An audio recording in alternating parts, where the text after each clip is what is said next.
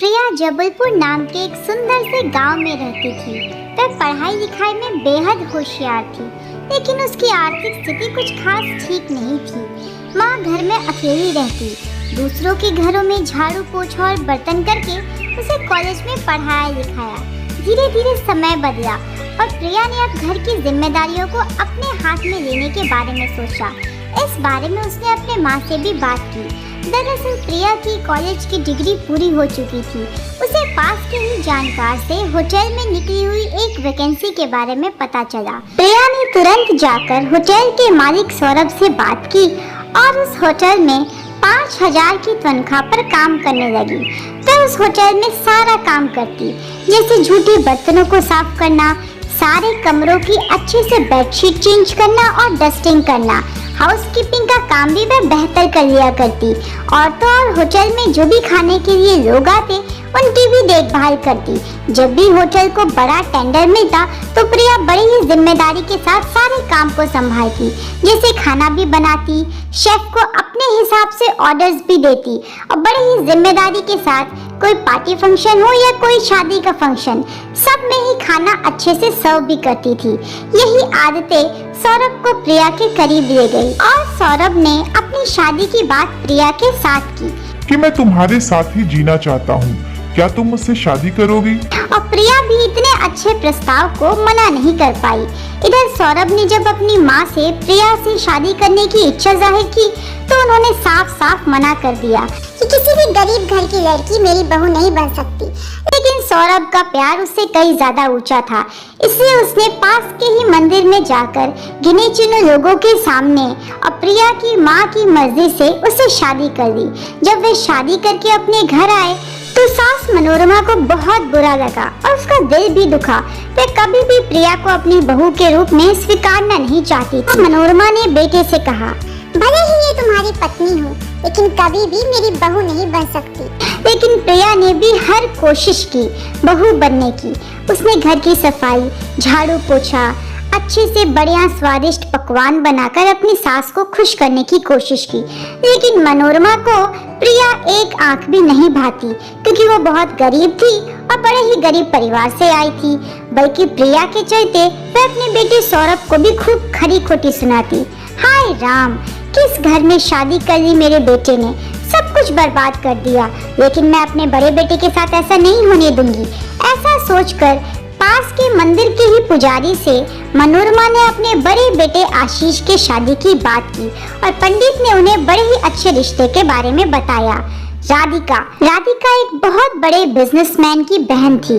उसकी भाभी भी उससे बहुत प्यार करती थी। बचपन से ही उसकी हर ख्वाहिश और जिद को पूरा करते रहे। उसके पास बड़ा सा आलीशान बंगला था जिसमें वह अपने भैया भाभी के साथ रहती थी। मनोरमा को ये लड़की राधिका बहुत पसंद आई। उसने अपने बड़े बेटे आशीष की शादी बड़े ही धूमधाम बैंड बाजे के साथ राधिका के साथ कर दी।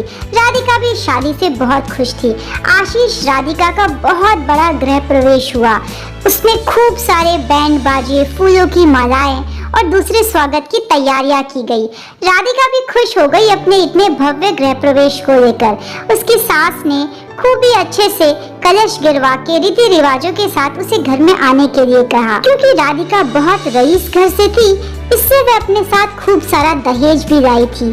बड़ा फ्रिज, बड़ा टीवी, अलमीरा, सोफे का सेट, मिक्सर ग्राइंडर और ना जाने क्या क्या, जिससे सास मनोरमा बहुत खुश थी और उसने छोटी बहू प्रिया को खरी खोटी सुनाई। देखा तुमने, इसे कहते हैं शादी। अरे कितना सारा दहेज लेकर आई है और तुम तो अपने मायके से एक फूटी कौड़ी भी नहीं लेकर आई। यही वजह है कि मैं तुम्हें बेहद पसंद नहीं करती और इस घर में देखना नहीं चाहती। लेकिन इतनी डांट के बावजूद भी प्रिया अपने घर का काम पहले की तरह करती रही। एक दिन तो सास मनोरमा ने बड़ी बहू राधिका के गंदे कपड़े बेचारी प्रिया से धुलवाए, साफ करवाए और साथ में तय भी करवाए। बड़ी बहू राधिका सिर्फ शॉपिंग की बातें किया करती। माँ जी, मेरा कमरा तो बिल्कुल भी अच्छा नहीं है। मैं सोच रही हूँ थोड़े बढ़िया से डिजाइन से उसको रिनोवेट करवा देती हूँ। अरे हाँ बहू, तुम्हारा कमरा है और वैसे भी अमीरों के शौक गरीबों को क्या पता, तुम्हारा जैसे मन करे ना तुम अपने कमरे को वैसे सजाओ, मुझे कोई दिक्कत नहीं है। तभी छोटी बहू प्रिया कहती है, माँ जी गणेश चतुर्थी आने वाली है, मुझे थोड़े से पैसे चाहिए थे, बाजार से सामान लेके आना है। ओह, गणेश चतुर्थी आने वाली है, तब तो मुझे खूब सारी शॉपिंग करनी है। लेकिन बहू अभी तो तुमने शॉपिंग की थी। अरे माँ जी वो तो 2-4 दिन पहले की बात है, अब गणेश चतुर्थी आएगी, मुझे नई नई साड़ियाँ, नाक के नथ, गले का हार और खूब सारा मेकअप का प्रोडक्ट चाहिए। ठीक है राधिका बहू, जैसा ठीक लगे वैसा करो। बात करते करते ही सास मनोरमा की तबीयत अचानक बिगड़ने लगती है। तुरंत ही छोटी बहू प्रिया उन्हें बिस्तर तक ले जाती है। आराम से लेटाकर उनके लिए दलिया और खिचड़ी साबूदाने की खीर बनाती है। वो थोड़ा बेहतर फील करती है और वह प्रिया से कहती है, वैसे तुम इतनी भी बुरी नहीं हो, खैर घर का काम तो कर ही लेती हो। वैसे बड़ी बहू राधिका तो शॉपिंग में बिजी है। हर साल हमारे घर पे गणेश चतुर्थी बड़े ही धूमधाम से मनाया जाता है, इस साल ये जिम्मेदारी मैं तुम्हारे हाथों में सौंपती हूँ। तुरंत ही सारे मेहमानों की लिस्ट बनाकर प्रिया एक पेन और पेपर पर लिखती है और सभी रिश्तेदारों को घर में आने का न्योता भी देती है। दूसरी तरफ वे खाने के लिए खूब सारे पकवान बनाती है, बिना प्याज और लहसुन के। शाही पनीर, दाल मखनी, लच्छा पराठा, रायता और ये सारी चीजें बहुत बखूबी करती है। घर का सारा काम निपटाने के बाद प्रिया खुशी खुशी बाजार आती है। वहाँ पे उसकी नजर एक सुंदर सी दुकान पे जाती है, जहाँ फूलमाला और गणेश जी की खूब सारी सुंदर सुंदर मूर्तियाँ होती है। वह एक अद्भुत सी मूर्ति को उठाती है, मन ही मन मुस्कुराती है।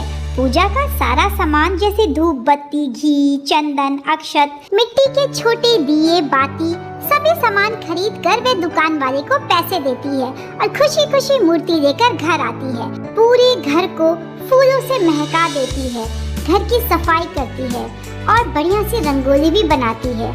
सास ये सब देख रही होती है। देखिए माँ जी, मैंने इतना सारा व्रत का सामान बनाया है और इसमें ना प्याज लहसुन बिल्कुल भी नहीं है, व्रत के हिसाब से बनाया है। प्रिया पूरे घर को साफ सुथरा करके एक छोटे से लकड़ी के टेबल पर गणेश जी को स्थापित कर देती है। हे गणेश जी, मैं बहुत खुश हूँ कि इस घर में सब कुछ अच्छा हो रहा है। जैसे ही सास दरवाजे पर खड़े खड़े ये नजारा देखती है तो उसकी आंखों में पानी आ जाता है। वह झुककर गणेश जी की प्रतिमा को प्रणाम करती है और उसके बाद वह बाहर सोफा पे बैठ के सोचने लगती है, कितनी गलत थी मैंने कितना गलत समझा प्रिया बहू को कि उतनी ही देर में प्रिया उनके लिए कप में चाय लेकर आती है। बहू आओ, तुम मेरे पास बैठो। मैंने तुम्हें कितना गलत समझा, लेकिन तुमने तो मेरे मन की सारी इच्छाएं पूरी कर दी। माँ जी, अब मैं इच्छाएं पूरी नहीं करूँगी तो कौन करेगा? उस दिन के बाद से सास बहू के बीच में एक अनोखा सा बंधन बन जाता है। दोनों सास बहू मिलकर स्वादिष्ट मोदक बनाते हैं, सुंदर फूलों की मालाएं बनाते हैं और गणेश जी को अच्छे से सजा धजा कर अच्छी जगह स्थापित करते हैं। दोनों मन ही मन बेहद खुश होते हैं।